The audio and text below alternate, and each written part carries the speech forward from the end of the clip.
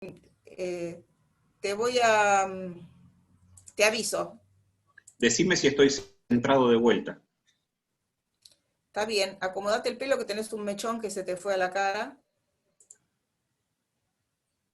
Ahí estás lindo. Ya está. Ahí. Bueno, muy Ah, bien. perfecto, perfecto. Y además con el chalequito hoy, mira, estás bárbaro. Sí, Te bueno. desactivo el audio y ya estamos grabando.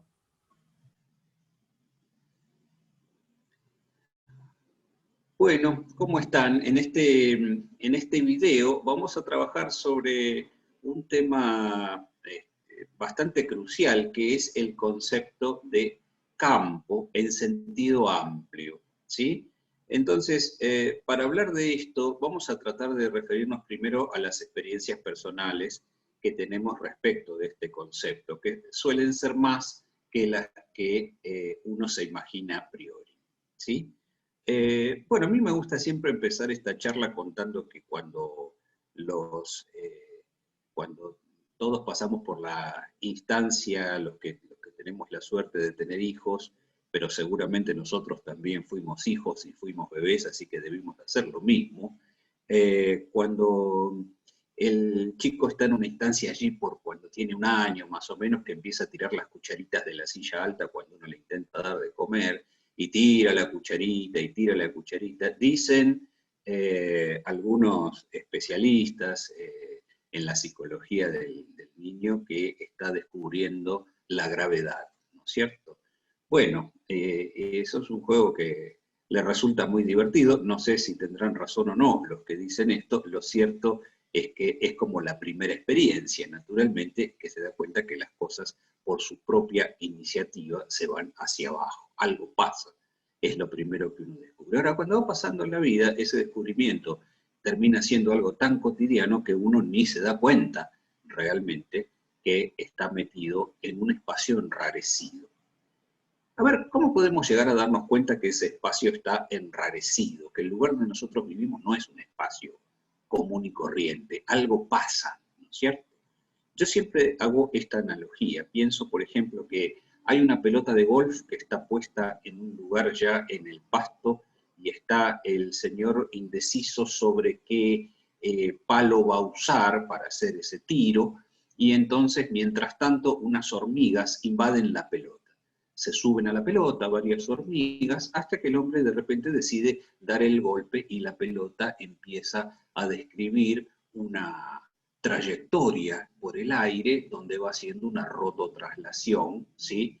A la vista de las hormigas bastante dinámica, ¿no es cierto? Bueno, ¿qué sensación tendrán las hormigas en esa pelota de golf mientras está en rototraslación? Y bueno, la verdad que no debe ser muy divertida, deben tratar de aferrarse como pueden, algunas se caerán en el camino, pasarán cosas bastante terribles, y la sensación, si uno se piensa en el lugar de esa hormiga, por lo menos desde nuestra perspectiva de seres humanos, seguramente nos resultaría bastante angustiante viajar así, agarrado de una pelota en rototraslación por el aire. Bueno, sin embargo, si lo pensamos con un poquito de amplitud de escala, nosotros estamos viviendo sobre una pelota que está en una rototraslación vertiginosa, ¿sí? Alrededor del Sol y transitando su viaje a través de la galaxia, ¿no es cierto?, a la que pertenecemos. ¿Sí? El viaje es bastante vertiginoso, pero nosotros, la verdad que vivimos como bastante independientes de todo eso. Sentimos como que vivimos en una pelota bastante segura.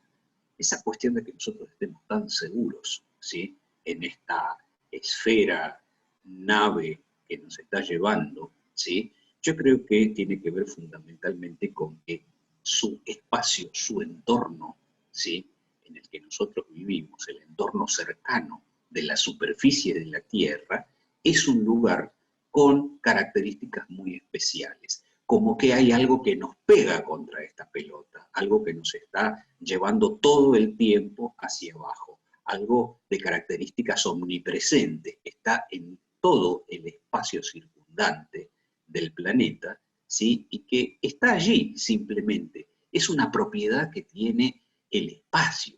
¿Por qué? Porque uno dice, bueno, yo de repente suelto algo y eso yo sé que se cae, no es ninguna novedad, pero a su vez yo estoy pegado al piso, todas las cosas que andan sueltas se pegan al piso. Bueno, esa propiedad, ¿sí?, que está allí acechante, esperando que algo quede suelto para llevarlo vertiginosamente hacia abajo. Esa propiedad, ¿sí?, uno podría decir, si lo pensamos en el sentido clásico del concepto, en la mirada más mecanicista, podríamos decir, bueno, lo que pasa es que la Tierra ejerce una fuerza gravitatoria sobre los cuerpos a la que la llamamos la fuerza peso. Esa sería una manera de pensarlo, y la regla que nos propuso Newton como ley de gravitación universal nos da las herramientas matemáticas para tratarlo. Pero lo que podríamos hacer es pensarlo de otra manera. Pensar, el planeta en su entorno genera una propiedad extraña.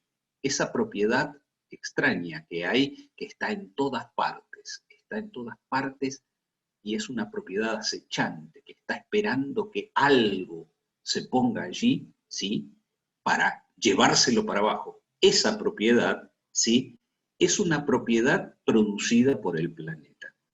A esa propiedad del espacio es a lo que le vamos a llamar el campo, y porque su naturaleza es gravitatoria, vamos a decir que es un campo gravitatorio.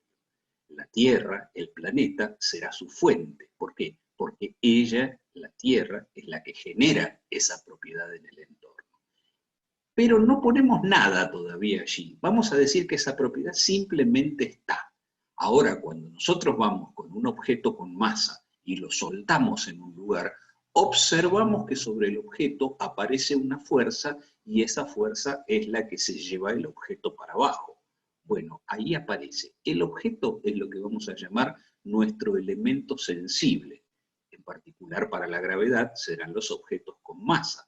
Uno va y coloca un objeto con masa en ese lugar, y sobre ese objeto allí se materializa, por el solo hecho de estar en un lugar donde existe esa propiedad llamado campo gravitatorio, ¿sí?, por esa propiedad es que el objeto se ve acelerado, porque sobre él aparece una fuerza.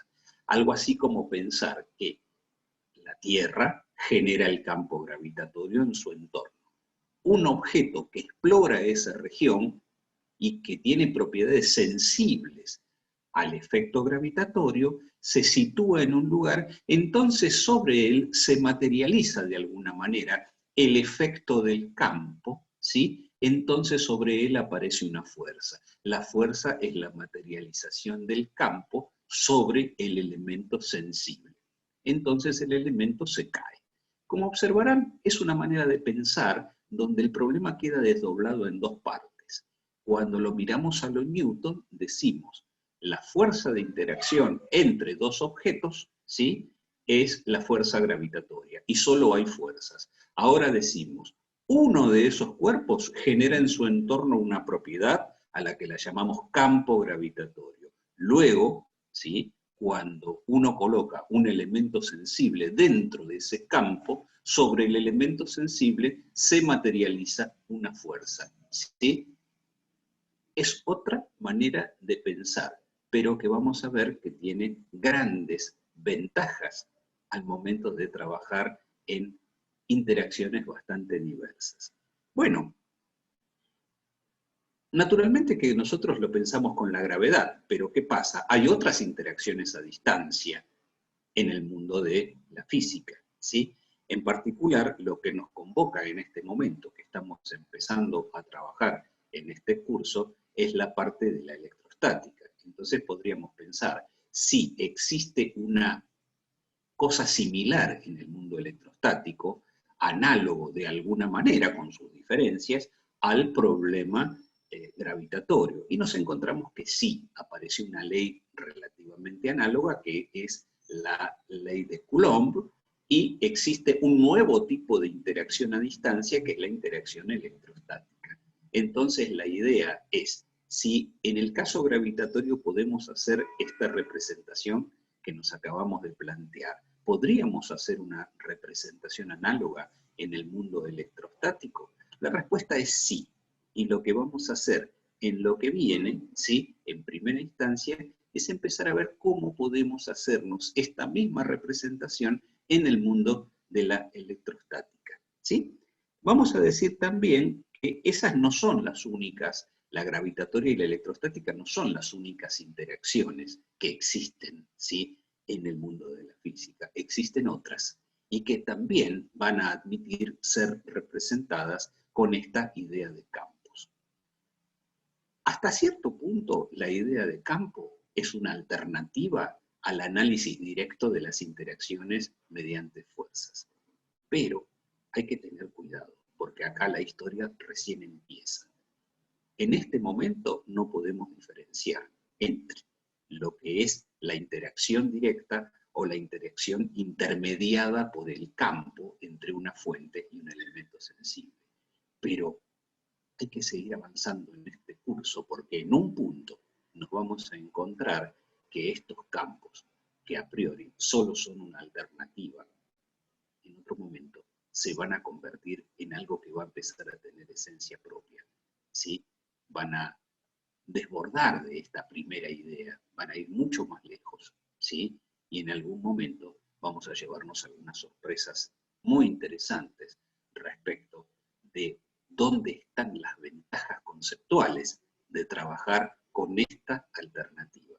La alternativa directa se termina muy pronto, la alternativa de campos tiene un horizonte impresionantemente amplio. Entonces, ahora hay que esperar un poco. Trabajemos de a poco, vamos a ir haciendo la construcción, ¿sí? Y entonces, en el próximo video, vamos a ver cómo se lo trata en el mundo electrostático, ¿sí? De a poquito nos vamos a ir acostumbrando al concepto.